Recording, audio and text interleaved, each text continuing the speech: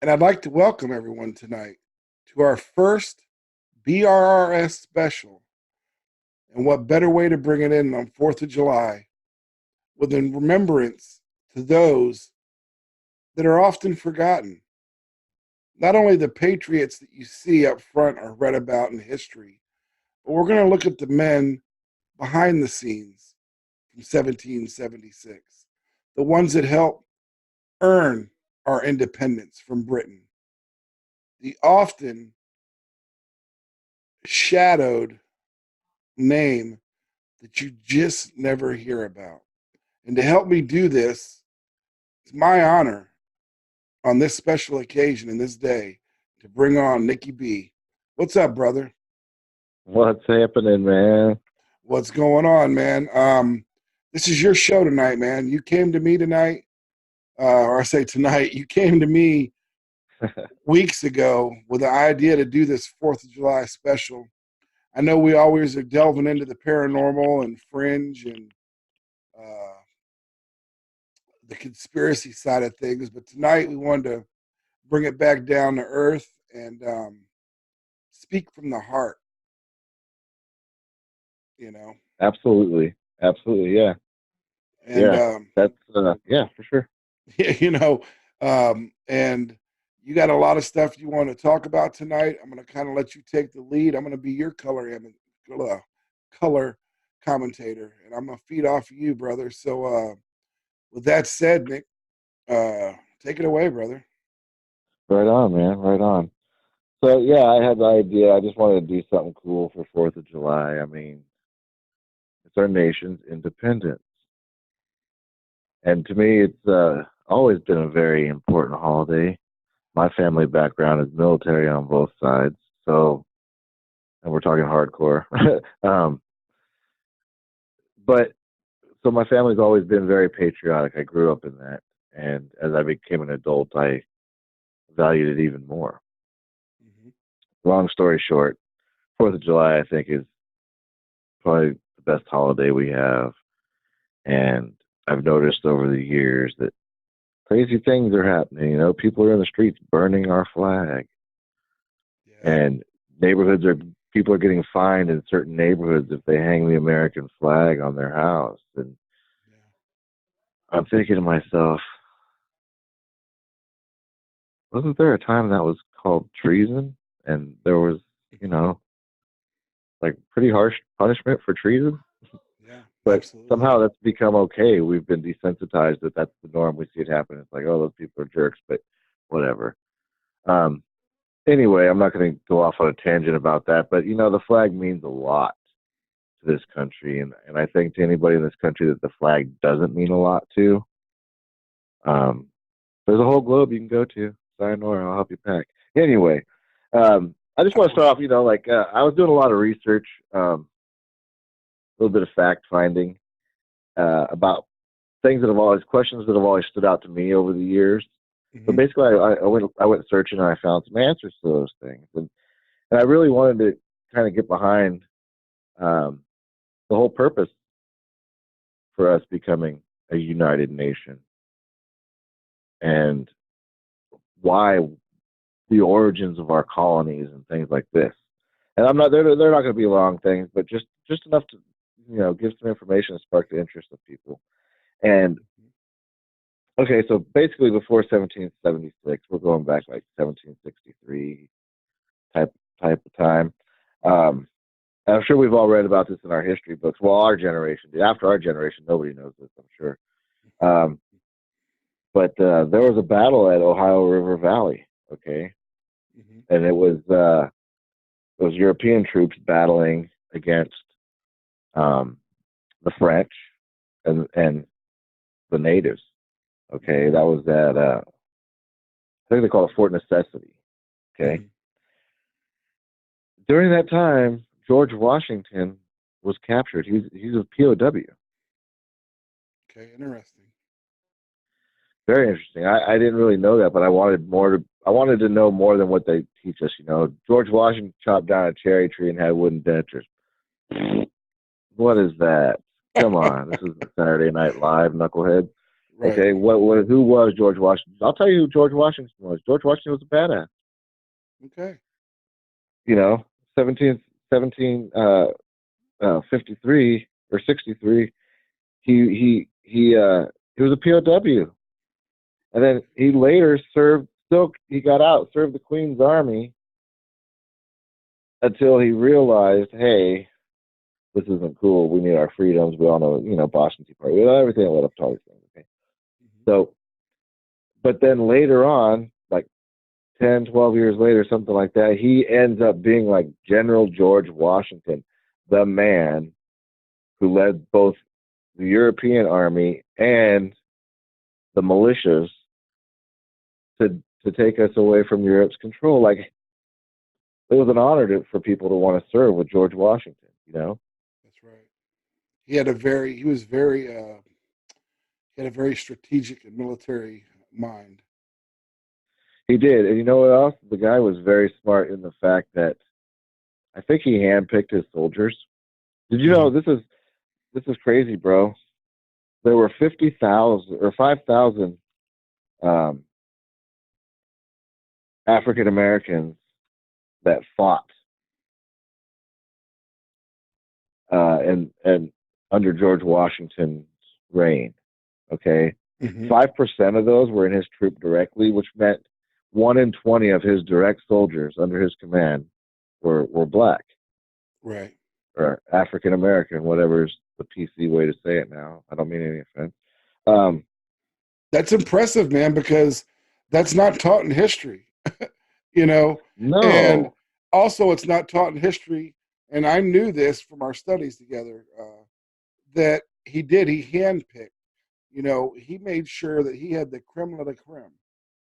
And right, for him to have one out of every 20 soldiers be African American, or we'll just say, black at the time, um, that's saying something, man.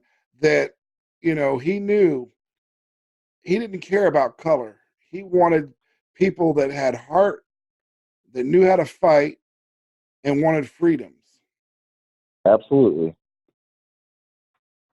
absolutely. I didn't bring up tonight's show to take away from atrocities that happened to anybody over those years, be it the blacks or the Native Americans or any Chinese, any of the slaves that we've had. I'm not here to go off on that. This is strictly about that time and what was going on. But I will say this Mm-hmm. much: that a lot of those out of those 5,000 that fought, there was a matching number of other races that were fighting in the militia, Mm-hmm. and they were free men. A lot of them had. During the explosiveness of everything that was going on with all the propaganda. You got to realize prior to this too that this nation had just got nailed with like 5 different tax stamps over like a very short number of years. So Europe was taxing them 5 new ways. It was like almost impossible for anybody Mm-hmm. to live. But they also wanted it, which ultimately ended up being like the Democratic Party. They ultimately wanted the Democrats only wanted voters to be like landowners and property owners. You know what I'm saying? People of value, people of money. That's how they wanted it to be Right. originally, and that's horrible, man. And I'll tell you, a lot of these dudes died for that. Protecting it, saving us from that, allowing us to have our Constitution and our Bill of Rights. Mm-hmm. And and I think it's pretty cool, man. There was a lot of cool. Dude, you ever heard of the name Amistad? James Amistad came here um, via Jamaica. Okay, as a Mm-hmm. lot did. A lot of blacks did, um, and he ended up being a double agent. Oh, okay. and that was for the new America. He played both Okay. sides, but he was proactive for our side against Europe, which is, dude, that's a crucial role, man. How come I wasn't Yeah. taught that? Right. Right. Well, can I intervene for one sec, if you don't mind? Please do, yes. Um, with you bringing that name up, and I did not even know that he was playing both sides. Like I said, I didn't do any research on him. But it just made it pop in my head, Benedict Arnold. Yeah, Okay. exactly. Okay, yes, yes. And Benedict Arnold, all he's known for is being a traitor. Where we can't necessarily say he played both sides, but in the end, he did run with his tail between his legs back to Britain because he was mad. See, a lot of people don't even know the true source behind that story. And I'd like to share a little bit of it with everyone, but I can do it later or I could do it now. It's totally up to you. Do it now, bro. I'm actually excited about that because I did touch on a little bit of an article that I read through. It was a short article, so it didn't give you a whole lot of information. But you had mentioned to me one time something about it too. So yeah, dude, I'm chomping at the bit to hear this. Tell us Right. now. Well, well, what the thing with Benedict Arnold that overshadows all the good that he did was when he basically surrendered West Point to the British Army Command. And what people don't realize is, okay, Benedict Arnold first as a person, he was an intellect, he was intelligent, but most of all, he was just a basic, your everyday merchant from Connecticut. He was in Connecticut at the time. Right. And like most of the people that were participated in this, we were just everyday people. You had cobblers, you had your woodsmen, and you had your people that work with skins, and your hunters and your goldsmiths and well, he was just your basic merchant, and he stepped up to the plate when everything started going down. And what people don't realize is if it wasn't for him at several key battles, America might not be the America it is today. Um, and I'll just enlighten a little bit with it because I don't want to go too long on that because I know there's a lot more you want to share. But No, what were those battles too? Because well, no, yeah, I'm going to that's one share. of the things that it's said in there. Yeah. Yeah, I was going to share that with you. So, like I said, he's known as probably the country's worst traitor. All you ever heard through life is, like I know when we were growing up as kids, somebody would lie to you or cheat you. You'd be like, "Don't be a Benedict Arnold," you know. Right. Yeah, Right. so that's what we all associated with. And what we're taught in school was he was basically a traitor. Well, little do we know that just days before the battle at Lexington and Concord in 1775, he rounded up a militia of troops and he embarked on an expedition to seize Fort, I think it's pronounced Ticonderoga, Ticonderoga, Ticonderoga or Ticonderoga, one of the two. And I might be mispronouncing it, but I'm not very good with some words. Um, and he accomplished that. And he had the aid of Ethan Allen and the Ethan Allen's Green Mountain Boys. I'm sure people are familiar with them. They were another militia. And those Right. two came together and they seized that. Okay. Now, he also led a very, very unsuccessful assault on Quebec City later that year, but it did help to slow down the British forces. Um, but the most notable battle, his forces were defeated at the Battle of Valcour Island on Lake Champlain in 1776. But he delayed the British long enough that the Americans were able to rally. So you see, where he was often defeated, just the fact that he was there slowing them down helped us out. But what really did it for us is he played a very pivotal role in the Battle of Saratoga in 1777. Okay. It's probably the biggest victory of the war. And Wow. up until that point, and even after that war, Benedict Arnold was considered an American hero, a true hero. Right. But the problem, and here's where it goes back to man and greed, he didn't feel that he was compensated for all the efforts that he had put into it. So he was, in the end, he was mad about money. So he sold out and just basically laid down and gave the British command of West Point. And when this plot was discovered, that's when he fled back to Britain to ever be branded as the traitor of his homeland. Right. That's So, such a crazy story. And they yeah, don't teach you that. no, you don't learn. They don't go into details about it, but yeah, I mean, and I found that very interesting because growing up, all I ever remember Benedict Arnold for is being a traitor, and that's it. I didn't know all the different wars and regiments, the militias he led, the victories, the defeats, and that some of these were so important that America would not be America today if it wasn't for him. So I say to my ode on 4th of July, Benedict Arnold, you son of a bee, I love you for what you I love you for what you did, man. And I thank Oh, that's awesome.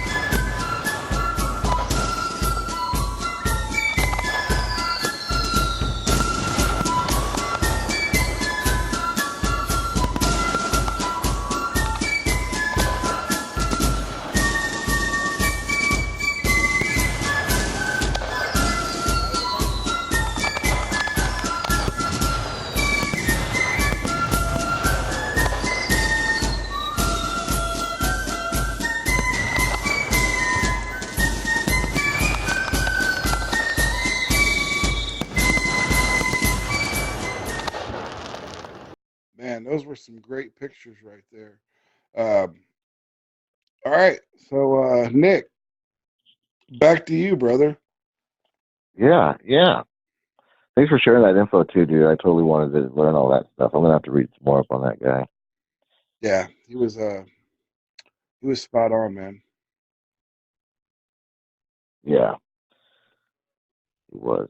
So check this out. I just chalk him up as another badass. Look, General Washington was a badass. This dude was a badass. I'm all about it. Yeah, they were, dude. They were what you know, they they were the badasses before badasses were invented, man. You They know? were, they were the guys out there getting it done on the battlefield, in Congress, and all of that. They were getting it done. Right. So, And before you go um, on, we are saying badasses.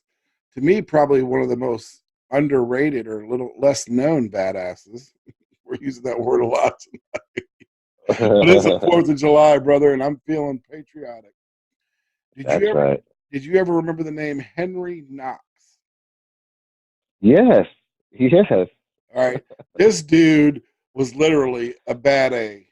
I mean, as a teenager, he was a street brawler from the streets of Boston. yeah, You know, he would fight until either he couldn't fight no more and the other guy was bloody and gave up, or until he, I mean, um, he was also the co-founder of the Boston Grenadier Corps.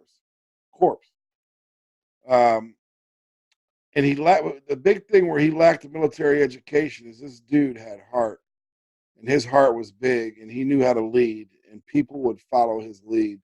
And yeah, I just want to throw that out there because we were talking about badasses, and then he doesn't often get the recognition he deserves. Henry Knox, thank you for all that. yeah. Thank you for all that you did to make this country the great, great America that we live in. That's right. Absolutely. There's actually So if I would have given myself more time to research, I guess I could have just done this show on history's badasses. But there's so many people that were influential in the whole process of us becoming freed of England. And yeah, there was a lot of war, there was a lot of death, there was a lot of every crime.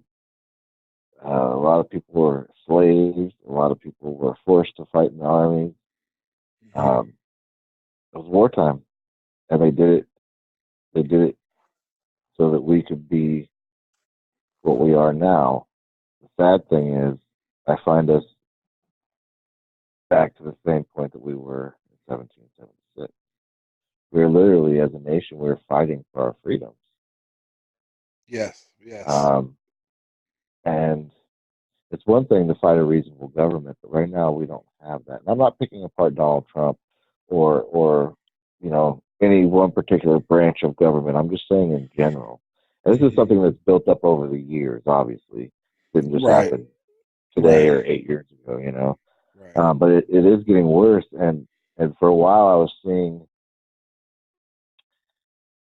people break off almost into different ethnic groups, different beliefs, different wants, different needs, different desires. And I almost think that if we, as a nation, take away some of the things that maybe aren't quite as important as us having our freedom, Hmm. I myself can't see sacrificing anything that I believe in or anything I stand for anything other than Right. to be free. Hmm. But then you ask yourself too, and me and you have had these discussions in the past. How free are we now? While we might look to be the freest country in the world right now with the most opportunities, it seems as though we're still under a king serfdom type rule. And we are. You're absolutely right.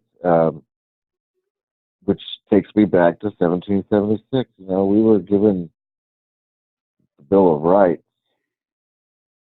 our Constitution, for a reason. And they weren't laws that us citizens were put forth to follow, but rather our government to follow. That's right. And that is one of the biggest freedoms that we don't have right now. Um, I'm by no means saying anybody should rise up and form a militia and do anything with violence, but I'm just saying that you know, during the Trump election, during that whole campaign before he actually won, this place was going nuts. There was a lot of racial stuff going on. There was a lot of gender things going on, um, Lifestyle, yeah. Everything lifestyle gender things going on, right? we were But divided as a country, and we still are even more now. But people have well, to realize that's a push. That's an agenda that's pushed on us because I know you and I know me, man, and I know where our hearts lie. And I have friends of all colors, all religions, all spiritualities, we just both like you do, do, yeah. right? Just like you do, man. And you know what? I love people who are real, who are honest, who are in your face, and they are all about the truth. And guess what? I know Muslims that are like that are my friends. I have Cuban family members. I have Costa Rican family members, German family members. We're multicultural. This is not a black and a white thing, a brown and a black thing, a yellow or green, a purple.